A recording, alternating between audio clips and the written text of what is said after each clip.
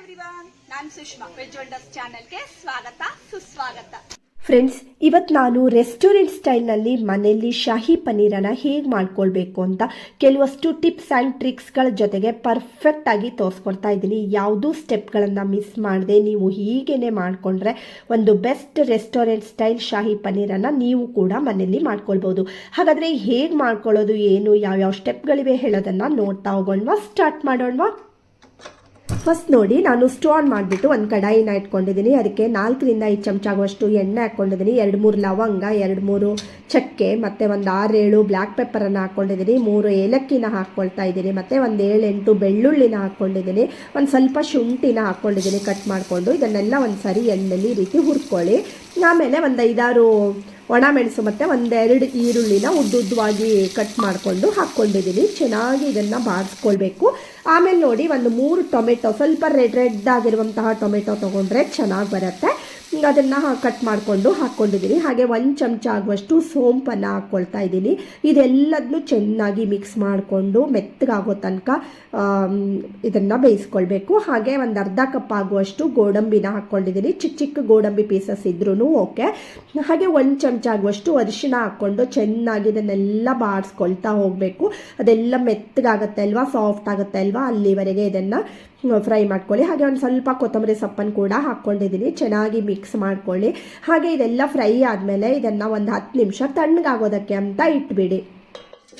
ಆಮೇಲೆ ಇದು ಫುಲ್ ತಣ್ಣಗಾದ್ಮೇಲೆ ಒಂದು ಮಿಕ್ಸಿ ಜಾರಿಗೆ ಹಾಕ್ಕೊಂಡು ಇದನ್ನು ನೈಸಾಗಿ ಒಂದು ಪೇಸ್ಟ್ ಥರ ಮಾಡ್ಕೊಂಡು ಬರೋಣ, ಓಕೆನಾ. ಹಾಗೆ ನಾನು ಈ ಕಡೆಗೆ ಅಂದರೆ 1 ಪ್ಯಾಕೆಟ್ ಅಷ್ಟು ನಾನು ಪನ್ನೀರನ್ನು ತೊಗೊಂಡಿದ್ದೀನಿ. ನಿಮಗೆ ಯಾವ ಕ್ವಾಂಟಿಟಿಯಲ್ಲಿ ಬೇಕು ಅಂತ ನೋಡಿಕೊಂಡು ಪನ್ನೀರ್ ತೊಗೊಳ್ಳಿ. ಒಂದು ಸರಿ ಚೆನ್ನಾಗಿ ಅದನ್ನು ತೊಳ್ಕೊಂಡ್ಬಿಡಿ. ಆಮೇಲೆ ನೋಡಿ, ಒಂದು ಪ್ಯಾನ್ಗೆ ಇದನ್ನು ಹಾಕ್ಕೊಂಡಿದ್ದೀನಿ. ಅದಕ್ಕೆ 1 ಚಮಚ ಆಗುವಷ್ಟು ಅರಿಶಿನ ಹಾಕ್ಕೊಳ್ತಾ ಇದ್ದೀನಿ.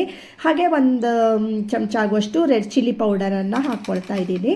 ಇದನ್ನು ಚೆನ್ನಾಗಿ ಅಂದರೆ ಈ ಪನ್ನೀರ್ಗೆಲ್ಲ ಕೋಟ್ ಆಗೋ ಥರ ಇದನ್ನು ಚೆನ್ನಾಗಿ ಮಿಕ್ಸ್ ಮಾಡ್ಕೊಳ್ಳಿ. ಅಂದರೆ ಅದಕ್ಕೆಲ್ಲ ಚೆನ್ನಾಗಿ ಅಂಟ್ಕೊಳ್ಬೇಕು ಅರಿಶಿನ ಮತ್ತು ರೆಡ್ ಚಿಲ್ಲಿ ಪೌಡರು ಇದೆಲ್ಲ, ಓಕೆನಾ.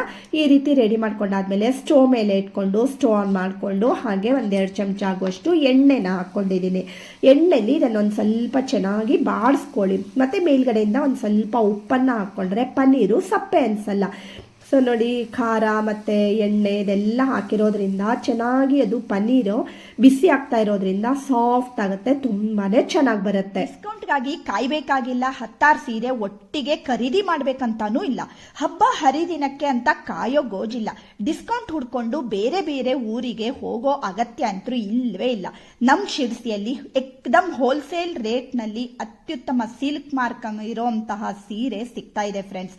ಅದರಲ್ಲೂ ನಮಗೆ ಗದ್ವಾಲ್ ಸಿಲ್ಕು, ಟಿಶ್ಯೂ ಸಿಲ್ಕು, ಮತ್ತೆ ಪೈಠಣಿ, ಕಾಂಜೀವರಮು, ಯಾವ ರೀತಿ ನಿಮಗೆ ಸಿಲ್ಕ್ ಸಾರಿ ಬೇಕಂದ್ರೂ ಇಲ್ಲಿ ಸಿಗುತ್ತೆ.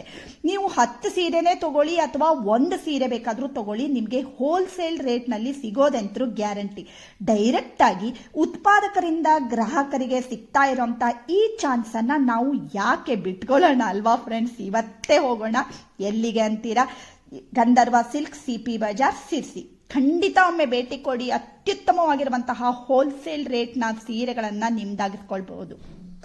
ಆಮೇಲೆ ನೋಡಿ, ಪುನಃ ನಾನು ಸ್ಟವ್ ಆನ್ ಮಾಡಿಬಿಟ್ಟು ಒಂದು ಕಡಾಯಿನ ಇಟ್ಕೊಂಡು 4-5 ಚಮಚ ಎಣ್ಣೆ, 1 ಚಮಚ ಆಗುವಷ್ಟು ಬೆಣ್ಣೆನ ಹಾಕ್ಕೊಂಡಿದ್ದೀನಿ. 1 ಚಮಚ ಆದರೂ ಹಾಕ್ಕೊಳ್ಬೋದು, 2 ಚಮಚ ಆದರೂ ಹಾಕ್ಕೊಳ್ಬೋದು ಬೆಣ್ಣೆನ. ಆಮೇಲೆ 1 ಚಮಚ ಜೀರಿಗೆ ಮತ್ತು ಒಂದು ಈರುಳ್ಳಿನ ಉದ್ದುದ್ದವಾಗಿ ಕಟ್ ಮಾಡ್ಕೊಂಡು ಹಾಕ್ಕೊಂಡಿದ್ದೀನಿ. ಮತ್ತು ಒಂದು ಅರ್ಧ ಕ್ಯಾಪ್ಸಿಕಮ್ ಕೂಡ ಕಟ್ ಮಾಡಿಕೊಂಡು ಹಾಕ್ಕೊಳ್ತಾ ಇದ್ದೀನಿ. ಚೆನ್ನಾಗಿ ಇದನ್ನೆಲ್ಲ ಮಿಕ್ಸ್ ಮಾಡ್ಕೊಳ್ಳಿ. ಹಾಗೆ ಒಂದು ಸ್ವಲ್ಪ ಕೊತ್ತಂಬರಿ ಸೊಪ್ಪನ್ನು ಕೂಡ ಹೆಚ್ಚಿಬಿಟ್ಟು ಸೇರಿಸ್ಕೊಂಡಿದ್ದೀನಿ. ಹಾಗೆ 1-2 ಚಮಚ ಆಗುವಷ್ಟು ಕಸೂರಿ ಮೇಥಿನ ಕೈಯಲ್ಲಿ ಈ ರೀತಿ ಜಸ್ಟ್ ಕ್ರಷ್ ಮಾಡಿಬಿಟ್ಟು ಸೇರಿಸ್ಕೊಳ್ಳೋದ್ರಿಂದ ಫ್ಲೇವರು ತುಂಬ ಚೆನ್ನಾಗಿ ಬಿಟ್ಕೊಳ್ಳುತ್ತೆ. ಇದೆಲ್ಲದನ್ನು ಈಗ ಚೆನ್ನಾಗಿ ಬ್ರೌನ್ ಕಲರ್ ಆಗೋ ತನಕ ಫ್ರೈ ಮಾಡ್ಕೊಳ್ತಾ ಹೋಗಬೇಕು. ಹಾಗೆ 1 ಕಪ್ ಆಗುವಷ್ಟು ಫ್ರೋಜನ್ ಪೀಸನ್ನು ತೊಗೊಂಡಿದ್ದೀನಿ, ಹಸಿ ಬಟಾಣಿ. ಹಾಗೆ ಈಗ ಅದೆಲ್ಲ ಹುರ್ಕೊಂಡಾದ್ಮೇಲೆ ಮಿಕ್ಸಿಗೆ ಹಾಕ್ಕೊಂಡಿರೋಂತಹ ಮಸಾಲ ಪೇಸ್ಟನ್ನು ಹಾಕ್ಕೊಳ್ಬೇಕು. ಇದನ್ನು ಅಷ್ಟೇ ಒಂದು 3ರಿಂದ 4 ನಿಮಿಷ ನೀವು ಮೀಡಿಯಂ ಉರಿಯಲ್ಲಿ ಅದನ್ನು ಮಗಚ್ಕೊಳ್ತಾ ಇರಬೇಕು. 1 ಚಮಚ ಆಗುವಷ್ಟು ಕೊತ್ತಂಬರಿ ಪುಡಿ, ಹಾಗೆ 1 ಚಮಚ ಆಗುವಷ್ಟು ಕಿಚನ್ ಕಿಂಗ್ ಮಸಾಲ, ಅರ್ಧ ಚಮಚ ಜೀರಿಗೆ ಪುಡಿ ಮತ್ತು 1 ಚಮಚ ಆಗುವಷ್ಟು ಗರಂ ಮಸಾಲ ಪೌಡರು ಇದೆಲ್ಲದನ್ನು ಹಾಕ್ಬಿಟ್ಟು ಪುನಃ ಇದನ್ನು ಈ ರೀತಿ ಮಗಚ್ತಾ ಇರಬೇಕು. ಅದು ಸೈಡಲ್ಲೆಲ್ಲ ಒಂದು ಸ್ವಲ್ಪ ಎಣ್ಣೆ ಬಿಟ್ಕೊಳ್ತಾ ಬರುತ್ತೆ ಫ್ರೆಂಡ್ಸ್, ಅಲ್ಲಿವರೆಗೆ ನೀವು ಇದನ್ನು ಮಗಚ್ಕೊಳ್ಳಿ. ಆಮೇಲೆ ಈಗ ನಾವು ಫ್ರೈ ಮಾಡ್ಕೊಂಡಿರೋಂತಹ ಪನ್ನೀರ್ ಇದೆ ಅಲ್ವಾ, ಅದನ್ನು ಮಿಕ್ಸ್ ಮಾಡ್ಕೊಳ್ತಾ ಇದ್ದೀರಿ. ಚೆನ್ನಾಗಿ ಇದ್ರ ಜೊತೆಗೆ ಮಿಕ್ಸ್ ಮಾಡ್ಕೊಳ್ಳಿ. ಅವಾಗ ಏನಾಗುತ್ತೆ, ಮಸಾಲ ಕೂಡ ಪನ್ನೀರು ಅಬ್ಸಾರ್ಬ್ ಆಗುತ್ತೆ, ತುಂಬ ಚೆನ್ನಾಗಿ ಬರುತ್ತೆ. ಆಮೇಲೆ ಅದೇ ಬೌಲ್ಗೆ ನಾವೇನು ಮಸಾಲ ತೆಕ್ಕೊಂಡಿದ್ವಿ ಅಲ್ವಾ, ಅದೇ ಬೌಲ್ಗೆ ಪುನಃ ಇನ್ನೊಂದು ಸ್ವಲ್ಪ ನೀರು ಹಾಕ್ಬಿಟ್ಟು ಇದಕ್ಕೇನೆ ಸೇರಿಸ್ಕೊಂಡಿದ್ದೀನಿ. ನಿಮಗೆ ಯಾವ ರೀತಿ ಕನ್ಸಿಸ್ಟೆನ್ಸಿ ಬೇಕು ಅಂತ ನೋಡಿಕೊಂಡು ಆ ಹದಕ್ಕೆ ನೀರನ್ನು ಸೇರಿಸ್ಕೊಳ್ಳಿ. ಆಮೇಲೆ ನೋಡಿ ರುಚಿಗೆ ತಕ್ಕಷ್ಟು ಉಪ್ಪನ್ನು ಹಾಕ್ಕೊಳ್ತಾ ಇದ್ದೀನಿ. ಚೆನ್ನಾಗಿ ಮಿಕ್ಸ್ ಮಾಡ್ಕೊಳ್ಳಿ.